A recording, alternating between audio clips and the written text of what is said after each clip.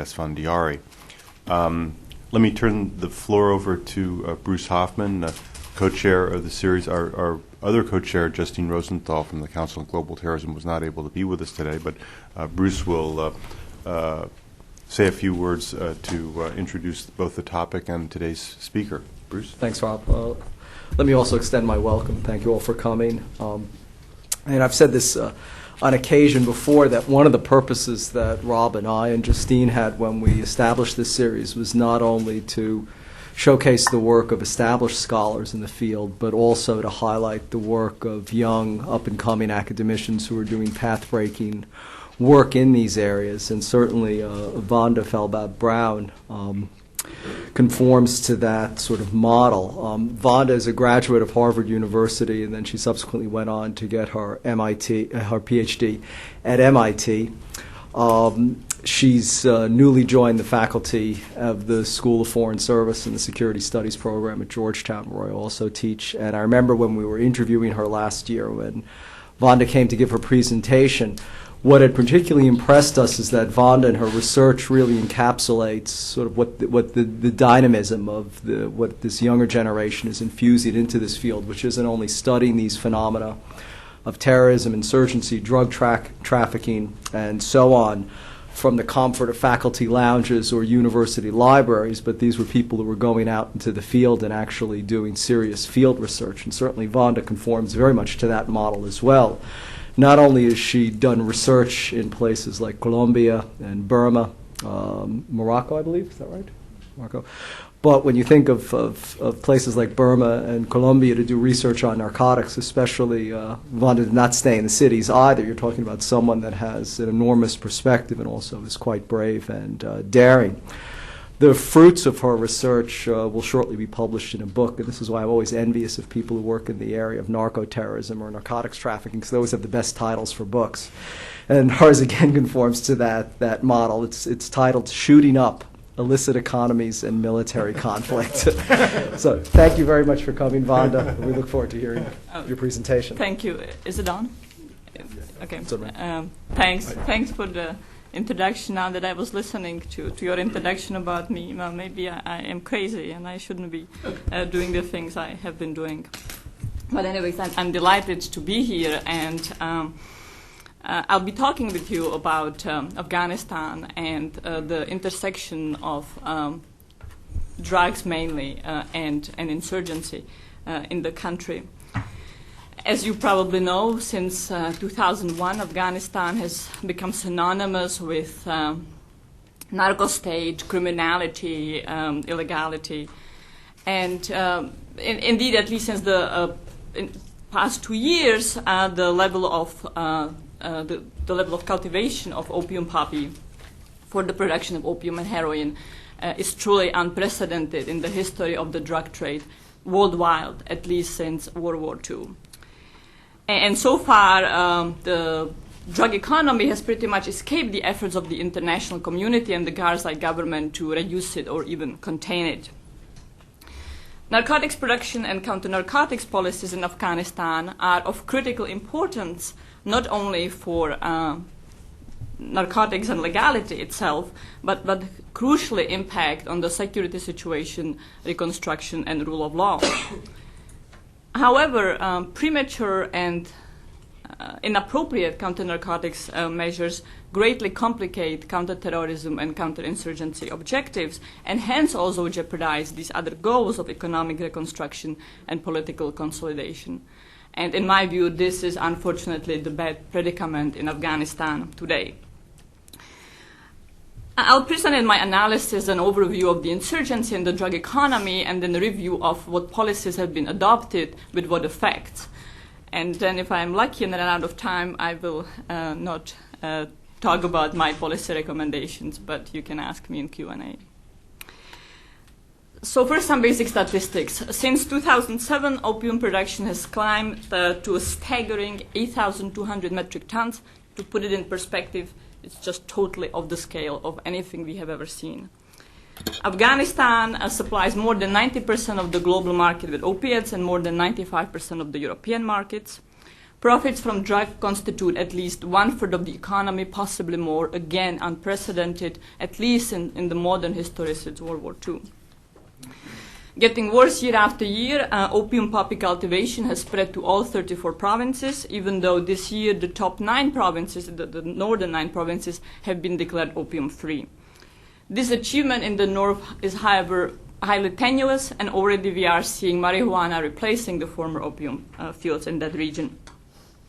Opium underlies much of the economic and political life of the country, and not simply in the south, in Helmand, Kandahar, Uruzgan, Nangarhar, the main opium-producing provinces. It is deeply entwined in the socio-economic fabric of the society and the country, and hence inevitably deeply entwined in its political arrangements and power relations. Corruption is endemic.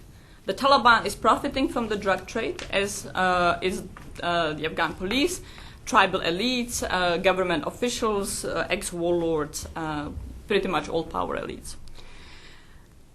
The income numbers from illicit economies are notoriously slippery, but it is estimated that somewhere between 20 and 40% of the Taliban's income comes from drugs. No one really knows. Those are all wild guesses, but this is certainly possible and consistent with what we see with respect to other belligerent groups in the illicit economy around the world. Let me point out here, however, that even at the sort of top estimates, the Taliban's income from drugs constitutes only about 50% of the Taliban's income. And this is very significant, both for counter-narcotics purposes, but also for counterinsurgency. The insurgency, for simplistic purposes, comprised of the Taliban, Gulbuddin Hekmatyar, Jalaluddin Haqqani, Qaeda, and foreign fighters associated or aspiring to be part of Qaeda, and the Pakistani Pashtun rebellions has gained great strength over the past 3 years, especially the past 2 years, with 2007 being the bloodiest year in Afghanistan since 2001, and by all measures, the fighting is most intense, whether you use suicide bombings, operational tempo, and other measures. There are no credible, clear indicators that NATO is about to deliver the fatal blow to the Taliban. And this is both because of surveillance in Pakistan, but also because of NATO's ANA, Afghan National Army, internal limitations and constraints under which the counterinsurgency is taking place. Very simply, NATO can clear, but it cannot hold and build. And internal forces, Afghan National Army, Afghan police, Afghan National Police, and Afghan auxiliary police forces that are tasked with holding the territories reclaimed from the Taliban are incapable of doing so. Other previously disarmed warlords, who for a long time has been seen as irrelevant paper tigers, have retained considerable political power and the ability to reconstitute militias, and in fact we have started seeing them reconstituting their militias, frequently using the need to defend against the Taliban as justification. As I said, drugs bring money to the Taliban, but they bring much more than simply money.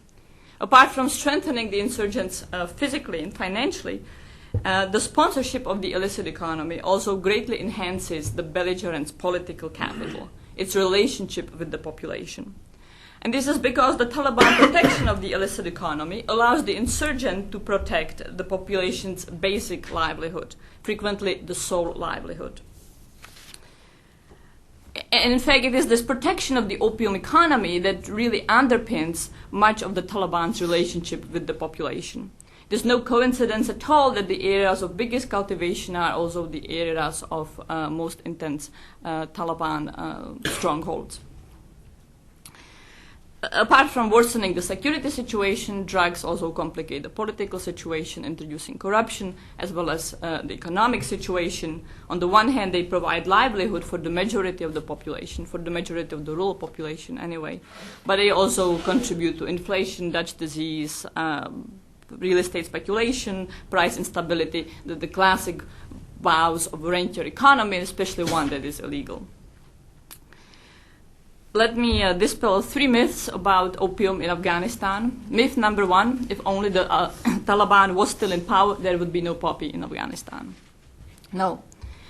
After an initial short-lived attempt at eradication between 94 and 95, which almost cost the Taliban what territory it had secured in Helmand and Kandahar, the Taliban abandoned eradication because it antagonized the population, and from then on sponsored, tagged, supported cultivation and was deeply enmeshed in it.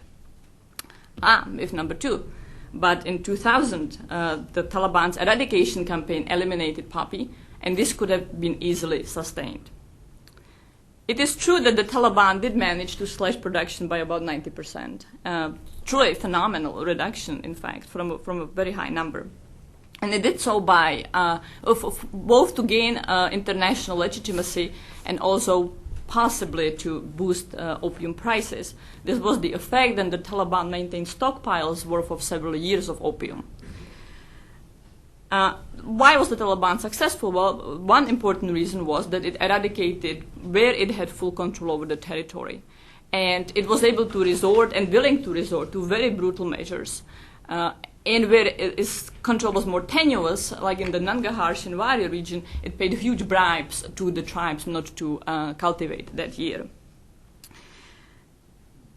But despite this full control and willingness to resort to unrestrained brutality, the population already started violating the ban the following year. And so already in spring 2001, we have seen cultivation starting to increase.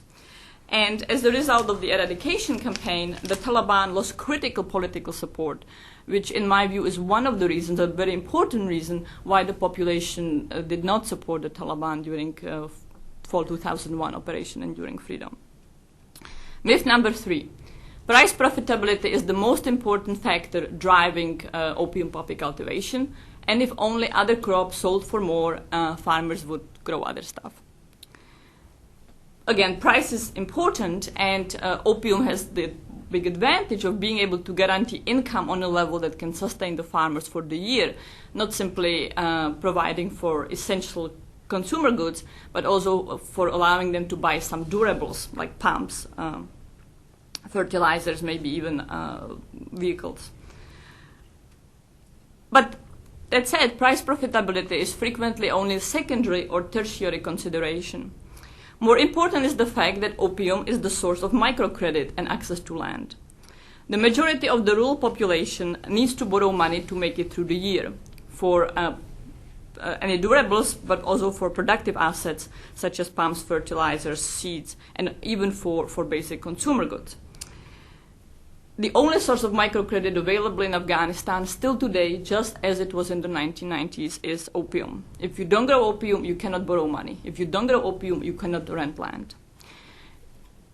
There might be pockets where the situation has changed, but overall this is still the dominant dynamic in the rural situation in Afghanistan. Deposing the Taliban did nothing to address these structural drivers, and they persist today. So it was inevitable that after the Taliban eradication and the deposition of the Taliban, opium production would swing back, and it did with vengeance. So what has U.S. counter-narcotics policy been since 2001? First, until about 2003, it was essentially laissez-faire. The U.S. military understood that it could not obtain intelligence on the Taliban and Al-Qaeda if it tried to eradicate. Meanwhile, it relied on key warlords who were also drug traffickers, because you would not be a warlord if you were not a drug trafficker, not only for intelligence, but for actual military operations. Hazrat Ali, Tora Bora are prominent examples among many. This cooperation with the U.S. allowed the warlords to consolidate power over the drug trade as the Taliban was deposed physically out of the territory of Afghanistan, but also out of the drug trade. And as the Taliban left, the various warlords took over control at various levels of the industry, while the population went back to cultivating. Meanwhile, we are now in 2002, and under the UNAMA system, Great Britain becomes tasked with being the lead nation on counter-narcotics. And the British are very sensitive about moving into heavy-handed eradication.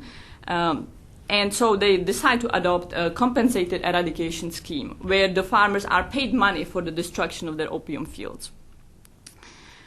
Immediately, the policy is plagued by numerous problems. The money is distributed to Afghan strongmen to distribute it among the population. At last, they pocket the money. Rapidly, the money allocated to the schemes runs out. Farmers who eradicate frequently are left unpaid. Other farmers learn they can take the money and not eradicate. And in the classic moral hazard scenario, the north of the country, where cultivation takes place a few weeks later than in the south, starts growing more opium only to collect more money. Nonetheless, by the time that they are supposed to get their compensation, the money has run out, and so they'll go completely unpaid. So the policy is aborted. And in 2004, two-pronged policy, or two dominant aspects of counter-narcotics policies are implemented. One is a beefed-up interdiction, destroying labs, going after traffickers, and another one is manual eradication. Interdiction is carried out by Afghan units trained by DINE Corps as well as by the British government, and immediately it becomes perverted by the Afghan interdictors to eliminate drug competition and ethnic and tribal competition. Essentially, interdiction becomes conducted against small, vulnerable traders, all the better if they are also your enemies or if they are Popozai and your Al-Qazai. And what this does is that it essentially gives rise to the vertical integration of the drug trade. Until about 2004, the drug industry is very much a mom-and-pop type of business. There are very few big traffickers. But as a result of interdiction, we see vertical integration of the industry, and really this gives rise to big capos with a lot of political power. The other bad aspect of the way interdiction is carried out is that it allows the Taliban to become integrated back into the drug trade. Between 2002 and 2004, the Taliban, as I mentioned, was in Pakistan and really did not have much access to the drug trade, maybe to the Pakistani side of the drug trade, but it was heavily the Pakistani traffickers have heavily controlled that, so the Taliban really could not get into it very much. But now that certain traffickers are targeted, they contact the Taliban, who has meanwhile gained strength, and the Taliban starts providing protection for their convoys and starts taking money for protection money for doing so. In addition to interdiction, manual eradication is also adopted. And once again, it is carried out by Afghan units trained by DINE Corps, as well as by regional governors and their forces. When it is first launched in Kandahar, it generates just about the regional revolt and is abandoned. Elsewhere in the country, it's accompanied with strikes and social protests. Nonetheless, another wave of eradication takes place in 2005, and this time it is lauded as a major success. And this is because it manages to decrease the area of cultivation by 20%. The actual opium output is unchanged, but nonetheless, the cultivation level is smaller by 20%, and this is primarily due to eradication in the province of Nangarhar, where through promises of alternative livelihoods and threats of imprisonment and punishment and co-option of the tribal Shinwari elites, the province doesn't grow. Nonetheless, the promise of alternative livelihoods does not materialize. The cash for work programs designed for Nangarhar reach only a small percentage of the farmers, only those very close to major cities. And the overall pauperization of the population is devastating. Unable to repay debts, many are forced to sell their daughters as young as 3 or abscond to Pakistan. In Pakistan, they frequently end up in the radical madrasas of the Deobandi movement and are refilling the ranks of the Taliban. Apart from incorporating these displaced economic refugees into the ranks, the Taliban now also has the opportunity to really reach out to the population, and it starts doing so by protecting the poppy fields of the population. It's even moments where the Taliban goes to villages and hands out its cell phone numbers and says, if the people come to eradicate, just give us a call and we'll protect you. And in fact, these antagonized poppy farmers today are a key and strong base of the Taliban support. I should also add that the reductions in cultivation in Nangarhar have not been sustained. In 2006, cultivation there increased by 346%, and this year by another 285%, and cultivation is back to the levels it was prior to the 2005 eradication. And inevitably, eradication is plagued by massive corruption problems, with powerful elites being able to coerce or bribe their way out of having their fields destroyed, while the poorest farmers, most vulnerable to Taliban agitation, bear the brunt of eradication. And there is very strong pressure on the regional governors to produce sufficient numbers of hectares eradicated, with threats of them being removed from office if they don't do so. In my view, this is a very problematic policy, better than NATO carried out eradication, which some want, but nonetheless a problematic policy, and I can get into that in Q&A. So to recap, eradication has had the following effects. It has not bankrupted the Taliban. In fact, eradication of illicit crops has nowhere in the world yet bankrupted one single belligerent group. And this is because the belligerents and the traffickers and the population have a variety of means at disposal to adapt to the threat. And in fact, the Taliban reconstituted itself between 2002 and 2004 in Pakistan without access to the drug economy, largely relying on donations from Pakistan and Middle East, and also by being able to participate in another illicit economy, the illicit smuggling with legal goods across the border between Afghanistan and Pakistan. Second effect of eradication is that it strengthens the Taliban physically by driving economic refugees into its hands. Third, it alienates the local population from local tribal elites, not simply the national government. And this might seem very innocuous or even possibly a positive effect, but I would argue that it is extremely dangerous and destabilizing, a process very much analogous to what we are seeing right now happening in the Waziristans and larger Fatah and the Northwest Frontier province, in fact.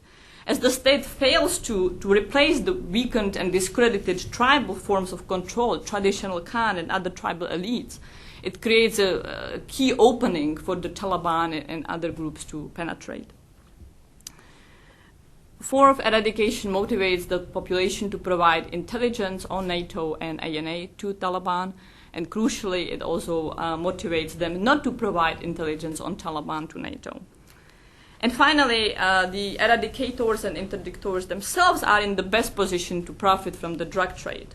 It's no accident that jobs like being a police chief at the regional or province level frequently are sold at hundreds of thousands of dollars. This is because the expectation is that the income they would make, the illegitimate income they would make, would greatly offset those costs. Alternative livelihoods programs, the third prong of the counter-narcotics policies, have been slow to reach the vast majority of the Afghan population. They have failed to address the structural drivers of opium production. A legal microcredit is still non-existent. In many areas of the Pashtun belt, such as Kandahar and Helmand, but also beyond, the Taliban insurgency has effectively ended alternative livelihoods projects. It is true that Helmand is showered with aid, or at least with allocated aid, but projects like the Kajaki Dam, the centerpiece of USAID's alternative livelihoods in the south, while no doubt important in the long run or even the medium run, makes very little difference in the lives of Ahmed and Jamina in a village next to Musakala in the current short term. There are two outstanding proposals. How am I doing on time? There are two outstanding proposals how to deal with the narcotics problem. One is to release by air or otherwise mycoherbicides, it's a destruction biological agent that would kill the poppy and would have the advantage of persisting in the soil for several years. So anytime the farmers would try to even just put the seeds in, the mycoherbicide would probably destroy it. This has never been sanctioned by the US government. Naturally, it is a very controversial policy, and the proposal doesn't seem to have much support, but it has some vocal proponents on the Hill. Also, there is a proposal vociferously advocated by the Sanley Council to license opium poppy cultivation in Afghanistan for the production of medical opiates, codeine and morphine. This is based on sort of the India-Turkey model, about which I can talk in Q&A. And the advantage of the policy would be that it would undo lots of the negative side effects of eradication. But although it could very well work in the future, the time is not here yet. There are immense obstacles, the most important of which is security, but many other international political, domestic political, economic, efficiency. They have not been addressed, and the policy is simply not implementable right now.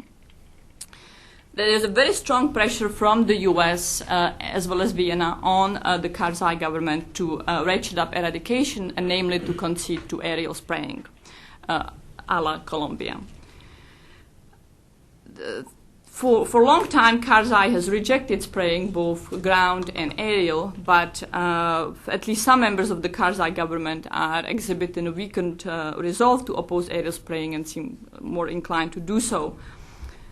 And the pressure from the US is very high to agree to that.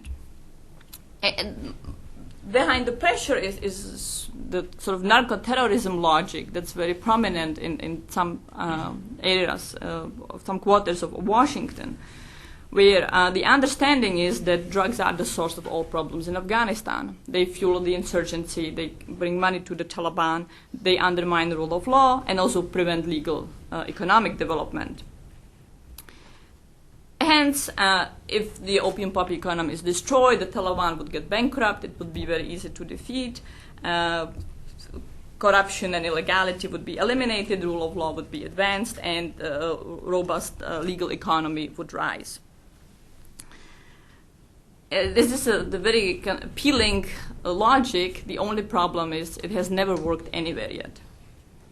It has not materialized in any case where illicit economies, illicit crops, and conflict coincided and interacted, be this China, Burma, Peru, Colombia, Lebanon, or Thailand. But even though it will likely fail in the logic, it has failed everywhere else, it will have the negative side effects that I talked about before, really just paradoxically strengthening the insurgency. In fact, the logic should be reversed. State strengthening efforts need to precede massive eradication. Counter-narcotics efforts can only be effective once the security situation is improved and the insurgency has been defeated, not the other way around. Finally, let me conclude with sort of warning. The dream or the desired outcome is a poppy-free Afghanistan.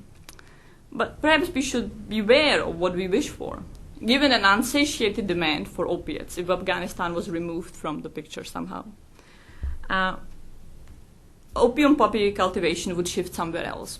Hypothetically, it can shift anywhere in the world with a temperate climate, including in the mountainous areas of tropical or subtropical climates. In practice, there are three likely candidates: the Golden Triangle, Central Asia, and, in my view, the really disturbing scenario, the tribal areas of Pakistan. Opium poppy cultivation was there in the 1980s. It's shifted from there to Afghanistan. The infrastructure still exists there, and in fact, Pakistani traffickers dominate an important segment of the trade. So, what would happen if opium shifted there? And this is my speculation, but it would essentially allow Al-Qaeda and other terrorist groups not only to profit from the drug trade, from trafficking and money laundering, but crucially, it would allow them to have access to cultivation, which they don't have right now. The Taliban does in Afghanistan, but not these groups. And by protecting cultivation, these groups would then be able to do what belligerents have done in place after place, namely to provide and protect an economically superior livelihood for most impoverished populations, very susceptible to violent mobilizations. Their calls to jihad against Pervez Musharraf or whoever is in charge at the time would get great resonance. And Al-Qaeda and other groups would be able not only to provide ideological succor and promises of martyrdom to the populations as they can right now, but they would be able to distribute real-time economic benefits, very substantial economic benefits, is a key source of legitimacies for belligerents across the world. And just like in Afghanistan, they would then be in position to outperform the traditional tribal elites. Paradoxically, the greatest threat to Qaeda and some of the foreign fighters in Pakistan, in the tribal areas and Northwest Frontier Province, is their own aggressiveness in destroying or attempting to eliminate some of the tribal elites in those areas. But if opium poppy production shifted there, they would really be able to offset the cost of doing so and pretty much show that the tribal elites are no longer useful because they can do much better now in providing economically for the population. Of course, we would pressure the Pakistani government to eradicate, and this would only start yet another cycle of protest uprisings, further cementing the bond between the jihadists and the population and weakening the already tenuous legitimacy of Islamabad. And so the area could become very easily alienated, not only politically alienated from the central government, but also economically independent of it.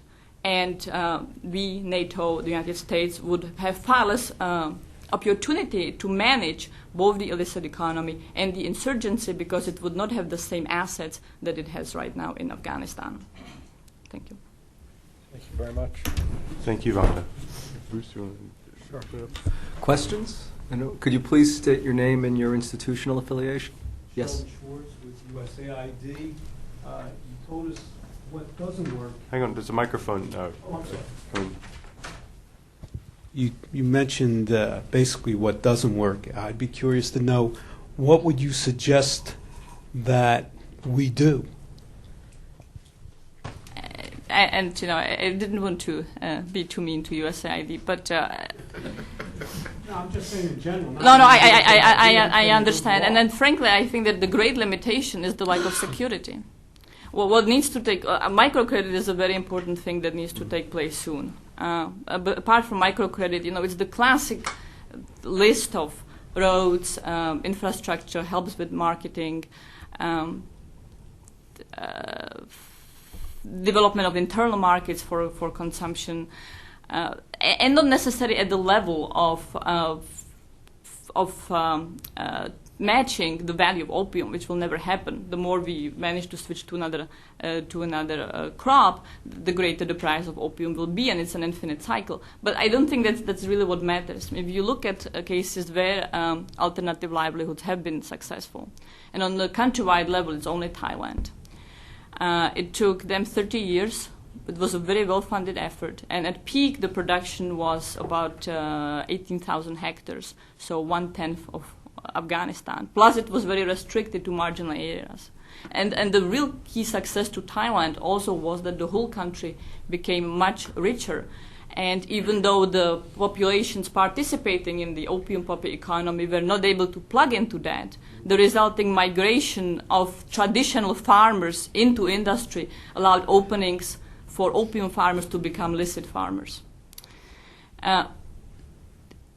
But frankly, the key to making any progress on alternative livelihoods, as well as for going for more brutal eradication or more extensive eradication, I should say, is greater security.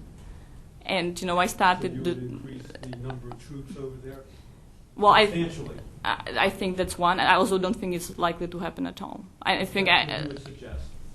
That's one element. Then you know, it's not simply troops, but also tactics. But the troops are linked to that. One of which is the lack of troops now means that we rely very heavily on air power that generates civilian casualties that get very much blown up out of proportion and very much feed the Taliban. If we had more troops on the ground, we would be able to do better counterinsurgency. We would have fewer casualties. We would be able to hold, which we cannot hold right now. So part of the problems for USAID is be clear. USAID tries to move in. We cannot hold. Within weeks, the Taliban is back and the projects have ended. Yes, sir. Just wait for the microphone. If I can just add one thing, I think there is a lot that we have to do domestically in managing our expectations of how quickly progress can take place. As I say, there is only one country where alternative livelihoods have been successful on the countrywide level, and that's Thailand. And it took 30 years, and it was a case where the situation was immeasurably better to what we are facing in Afghanistan. And yet, we make Karzai go on TV and say in 2 years there won't be a poppy in Afghanistan. And our expectation of progress, our measures of progress are just way out of proportion with what realistically can be accomplished. My name is Stephen Shore. On the concept, which I think theoretically is the solution, of a strong Afghan central government, but in Thailand, at least you had a king who was much stronger than the king of Afghanistan ever was, even when there was a monarchy. Mm-hmm. So my question is, how can one build, is it even conceivable to build a central government in a nation that is a nation only by the most liberal of definitions, that has never known a strong central government in its history? And even if you could somehow triple the number of NATO troops, which is also not feasible without bringing back a draft, would this central government that these forces would create be viewed by Afghans as a legitimate central government? Indeed, the relationship between the core and the periphery is at the core of Afghanistan's many problems and its history. And certainly the current government, on paper, is actually a very strong centralized government where much of the power is really in the hands of the presidency. The parliament is very weak, political parties are very weak. In practice, it's not true that Karzai is the mayor of Kabul, but his reach into the provinces is very limited. I mean, just this summer, much of the ring road was shut down and no one could really travel on it except with military convoys. I am not suggesting necessarily that you need to create a very, very strong central government. I mean, it's also feasible to imagine strengthening the tribal elites. Now, that gets into a whole host of ethical and other problems. My point is simply, whatever way you achieve control and security, whether this is very strong central state, which would take very long time, and it's very much linked to my previous answer, or whether this is by empowering the regions more. Unless you have this control and some viable economic alternative, you will not make progress on counter-narcotics. Now, you could also have the control and not have viable economic alternative, and then to resort to simply brute force. And this can be very effective. It's the Mao opium poppy eradication of the 1950s. It's what happened in Burma in the 1990s. Of course, this is inconsistent with any idea of bringing democracy to Afghanistan. But you could imagine much greater social control if the insurgency is defeated, and then using the security based on coercion to achieve counter-narcotics objectives. But it's very hard to achieve any sort of reduction without any sort of reduction of opium poppy without beefing up security and achieving much greater control.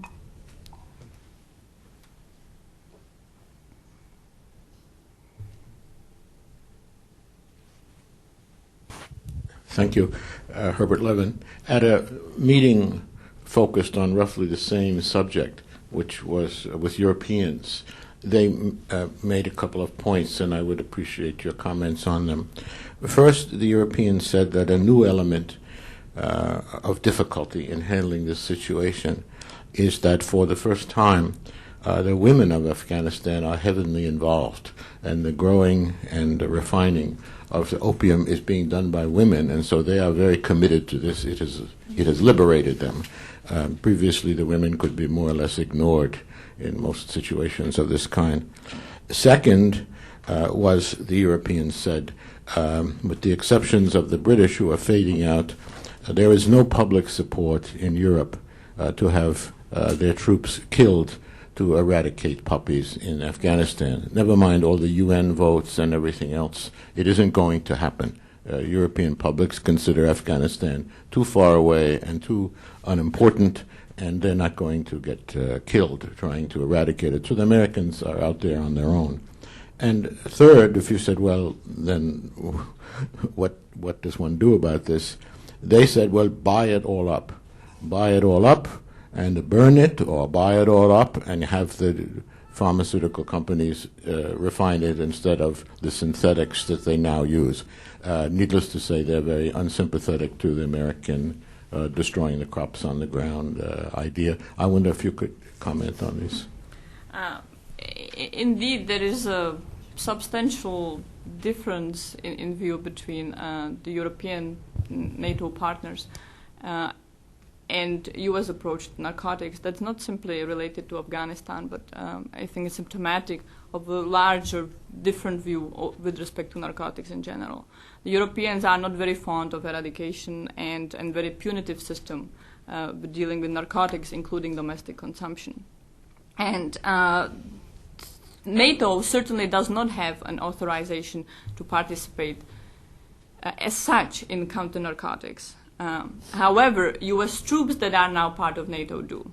And although the pressure on them is to do eradication or at least at minimum intensified interdiction. What the U.S. troops are doing right now is providing an extremist support and logistical support, some planning, as well as lift.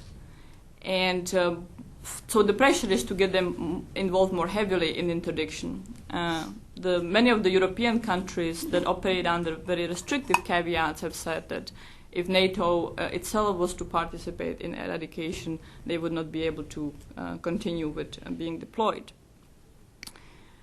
So the issue of EU casualties in some ways is a bit separate from the opium economy, where the support is weakened even for EU casualties as a result of simple counterinsurgency operations, which are unrelated to counter-narcotics. And we have seen Germany, the Netherlands, Canada, which of course is not in Europe, the Australians again not in Europe, to really struggle with renewing their mandate, even though their participation in the operations, in the military operations, is much more limited to what the U.S., Britain does, and the Canadians are actually fighting quite heavily.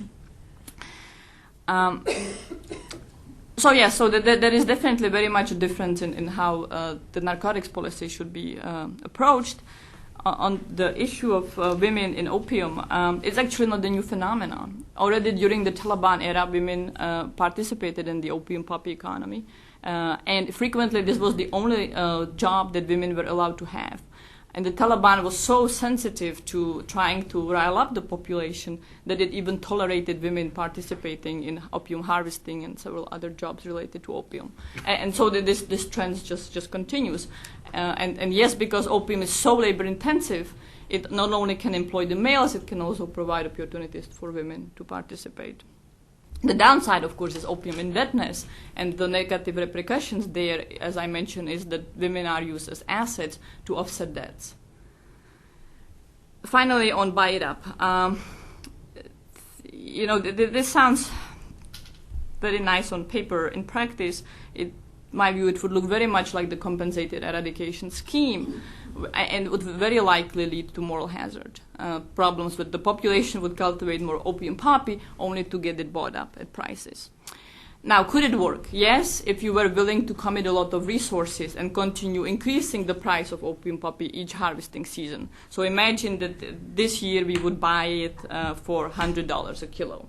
Well, because there would be fewer going into the illicit market, the price would increase next year. The traffickers would put more money. So next year we would have to be able to buy it, say, at, $200.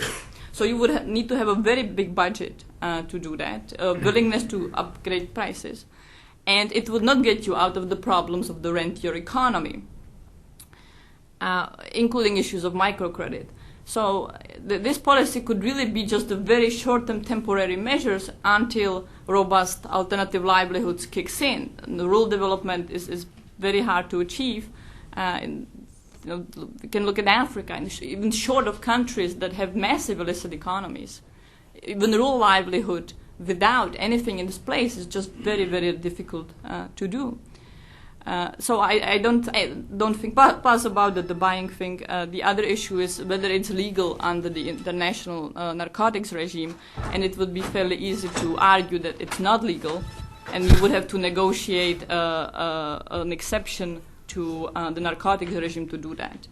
The licensing scheme for medical opiates is considerably more promising But as I said, there are very substantial obstacles right now, and it would take several years and will to try to deal with those obstacles, and there is no political will to do so right now. Could people please place their cell phones on either silent or stun? And can I pick up on these questions? Because, I mean, we're in sort of a seminar format here, so I'd be very interested, to put my colleague Sam Wells on the spot. NATO is invested in this. If Afghanistan doesn't succeed, I mean, how much of NATO's future is on the line here? Because it doesn't sound like this is really kind of it's a mission that's just not a very tough mission, and there's ability. You've been sitting a lot with the Europeans on kind of these issues. What's your take on what you've heard today? Well, don't underestimate NATO's capacity to redefine the problem. I don't think the Europeans are going to put any significant hardware or troops in. The question literally is, can they keep up the level they've got? Because there are people having intense debates about cutting levels. In fact, at this hour, we have a Canadian special group meeting to get U.S. expert advice on how they should deal with the Afghan situation and how they can persuade their public to support. I mean, the government and the elites in Canada understand the problem, but the public is on the order of 75% against any continued deployment. So I think it's an extremely difficult problem, and I think she's laid out the worse, and still worse options that are in front of us. There's one thing I would like to ask Vanda, which is, I sensed in your presentation some competition, rivalry, or flat opposition between Taliban and Al-Qaeda forces, particularly in the tribal provinces in Pakistan. Could you elaborate on that, and how has it changed over the last year or so? Yes, thank you. I should clarify that. I don't necessarily think that there is competition between Taliban and Al-Qaeda, and many, would argue that today there is no meaningful difference between the two groups. It certainly appears that the top Taliban leadership is very much in consultation with the Al-Qaeda core in Pakistan. Now, the Taliban never had a real tight kind of control over the insurgents. Not all of them are constantly crossing forces. So at the level of what's crossing the border. So at the level of what's happening in Afghanistan, you can imagine that, that there is more sort of independence. The Taliban also has become quite willing to sort of accept anyone who joins without sort of much indoctrination. It's very much a hodgepodge of people who join for a variety of reasons. This is not your hierarchical type of organizations like State Sendero, Luminoso, the classic insurgency was. What I was trying to and then there is the Pakistani Taliban, which is inspired by the Afghan version of the Taliban, and I say that in quotes because from the beginning the Taliban was a cross-border phenomenon, with the Deobandi Pakistani madrasa being very much behind the movement. I guess why they would be Pakistani Taliban is because they're more oriented toward the tribal areas, whereas the Afghan Taliban, still's predominant focus of operations and interest of operation is the Pakistani territory. What I was suggesting there was competition really is at the level of tribal elites and Qaeda and Qaeda affiliates, like the Islamic Jihad,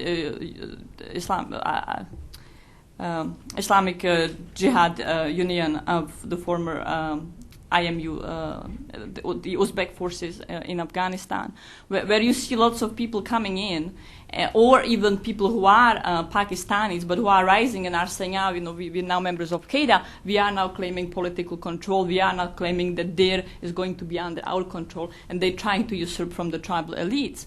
And the tribal elites have for a long time sort of cooperated or frequently have been even co-opted by Islamabad. And so it's at the level of tribal elites, which are not pro-American, but are not necessarily the same thing as Qaeda. and the Qaeda affiliates and people inspired by Qaeda, some of whom are foreign, like the ex-IMU, like the Uzbeks, and some of whom are local, but who don't have previous claims to power, either on the basis of Khan or on the basis of religious prominence. And will this lead to something like the Anwar awakening that we have seen in Iraq? It's anyone's guess. We're certainly not there yet, and it could very well be that Qaeda will manage to either co-opt or eliminate the tribal elites until they become compliant. But we shouldn't assume, we shouldn't fall into the trap of assuming uniformity of rebellion and opposition in the tribal areas. As I say, they don't like Americans. That's not the pro-U.S. policy, but it's not the same thing as being Qaeda policy. And I think it allows for greater opportunities for managing the situation, or potentially anyways. I just wanted to ask a question that relates to some other meetings we've had in this series, which is look at sort of like what are U.S. broad strategic options in dealing with the category of problem of challenge that you're dealing with in a particular case study. In the current issue of American Interest, your former supervisor at MIT, Barry Posen, has laid out an argument basically for kind of retrenchment, that we shouldn't, as an objective, try to be doing what we are trying to do in Afghanistan, that it's on a time scale, you said 30 years in Thailand under more favorable conditions. It's sort of, we're not good at it, it takes too long, we don't have the support for it. What we're doing in the near term to try to get there is actually having some counterproductive consequences. So he has, for dealing with these kinds of problems, he's advocated, which is essentially, I don't think you'd want to be quoted on it, but a term I've heard him use is drive-by interventions. That you don't. Our strategic goal in 2001 was to topple the Taliban regime and providing a base for Al-Qaeda, and that's sort of the threshold for us, and we shouldn't be shooting much beyond that. He would call, I'm putting words in his mouth, but his approach would call for kind of just giving up on this illusory objective and then just sort of monitoring it, and when it reaches a point where it hits sort of a critical mass of like threatening outside interests, teeing up a 9/11 strike, then you go in and hit it. So I'm just analytically speaking, that option is sort of getting more traction because people are seeing how intractable the long-term strategy is, and I'd just be interested in your take on that. Well, I think the option becomes more gain some consensus or some strength as it becomes clear that the intervention, the reconstruction, the original scope of the intervention is not going very well. I guess I would disagree with Barry on arguing that it was inevitable that it could go very well, that it was bound to go badly. In many ways, I think that Afghanistan paradoxically had great potential for the intervention working out. Whether there would be democracy, that's a whole other story, but you could certainly imagine a more consolidated country with greater economic development, but decisions having to do with allocating resources between Afghanistan and Iraq critically determined what the scope of the intervention and the outcome would be. Mm-hmm. Now, so imagine that we substantially scale down presence. It would likely generate a situation where the environment for Al-Qaeda would become considerably more permissive. Would we then be able to go back in the same way that we could go in 01? I'm not persuaded. I mean, I was outlining, first of all, there might not be the political support to do so, but also the receptivity of the population that I was arguing, at least that their willingness to kind of remain passive, might be very much changed, and it would not be simply so easy to say, oh, now let's parachute in again, take out the camps. Now, you can imagine things like in the Clinton administration simply attacking some fixed targets. That's what we are doing in Pakistan today, or the Pakistanis are doing that. But that's what's happening against Pakistan.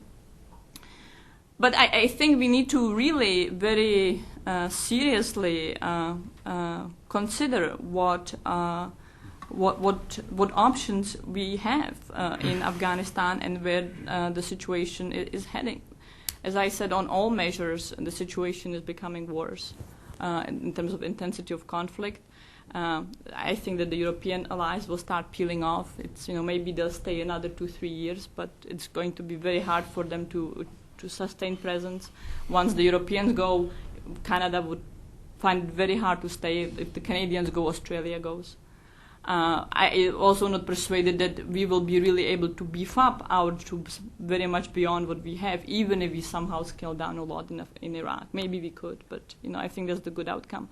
But more importantly, the patience of the Afghans is going down rapidly. They're becoming very unhappy with the Karzai government. The numbers continue sliding. They expected a lot, and again, we didn't manage very well their expectations. They're very unhappy how slowly economic benefits are going to them. And where in 2001, 2002, you saw very high receptivity to foreign troops being in Afghanistan, you see less and less of it today. And you hear the population saying, we don't want troops to be here. There is more and more support building for negotiating with the Taliban. Karzai has several times embraced that. So the question is then, what can we do with the troops that we have? I guess I'm worried that at some point we could face the situation where we will feel we can no longer accomplish anything more and we need to pull troops out, and we'll want to go out with the bang by launching into at least massive drug eradication to show that we are going out with full strength.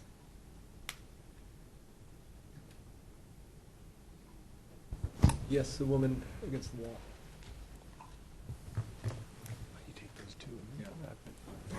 I'm Janet Bearden with the Environmental Protection Agency. I'd like to know if we have any lessons learned from either the locations or the scope of the provincial reconstruction teams there and the impact they may be having on empowering the regions or alternative livelihoods or anything as it might relate to the poppy issue, whether that is an area that we have pursued adequately for strengthening the country, at least small pockets of the country. The other thing, when I was there last winter, one of the things that I found quite interesting from some of the people I worked with outside the embassy was the concern that what they were planning to use for eradication was probably more like Agent Orange, that it was an untested, untried approach. And whether that in fact was a red herring or whether that was legitimate concern on the part of some of the public as the whole issue of eradication was being looked at. Let me start with the latter question. I think that the serious proposals in the government for aerial spraying are all with glyphosate. That's the herbicide used in Colombia. It's in fact what's in your Roundup weed killer that you might be using in your lawn. There's a lot of debate and a lot of sensitivity in Latin America, in Colombia, where it is used about the negative health effects. In practice, that they have really rarely shown to be the case. The environmental problems become when they are used close to water, which of course is very problematic in Colombia. It would probably be less of an issue in Afghanistan, except in some areas of Afghanistan. And I really don't think that the mycoherbicide proposals are really serious, or things like Agent Orange. But the issue, I think, epitomizes the political sensitivity of it. It might very well be effective, and it would, not be these biological agents, but that's how it can very easily be spun. And it's just the perfect political weapon for the Taliban, and the Taliban is using it. In some of the mycoherbicides, the Israeli government was involved in some research. Well, you are just hearing the Taliban saying it. By the way, it's the infidels from the West and people from Israel. They're going to use this biological agent on your country. The men will become impotent. They're already doing something like that with polio vaccinations in Pakistan. So, but all the proposals really have to deal with, or at least the serious ones have to deal with glyphosate. On the PRTs, on the provisional reconstruction teams, you probably know that they are very diverse in scope and what they do. The ones in the southeast that are primary U.S. PRTs or PRTs in the heavily contested areas are predominantly military. They have some money to disperse for economic projects. They tried doing some of that. It's in the north, in areas where the Denmark operates and Germany operates, where the PRTs have considerably greater socioeconomic component. And I think they have been trying to do sort of general development, which would benefit for dealing with poppy, but it's not specifically designed for dealing with poppy. But then it again gets very much into mandates. So, for example, in Uruzgan, which is one of the big poppy cultivation area, also one very heavily contested, the PRT teams, since the Dutch are not allowed to do counter-narcotics under their caveats, they find it very problematic even to consult with the governor on what to do. So the Karzai government and the U.S. comes to the governor and tells him, if you don't eradicate 10,000 hectares, you're not going to be in the job. And by the way, you don't have any more discretionary funds. And then the governor comes to the Dutch PRT and says, okay, what do? I cannot simply bust in and eradicate it, because then I have a revolt on my hand. And the PRT says, well, sorry, we're not allowed to consult on counter-narcotics. The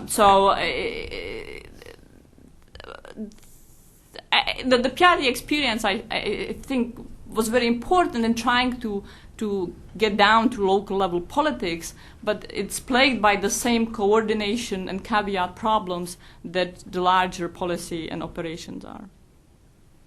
Last question. My name is Christopher Blanchard from the Congressional Research Service.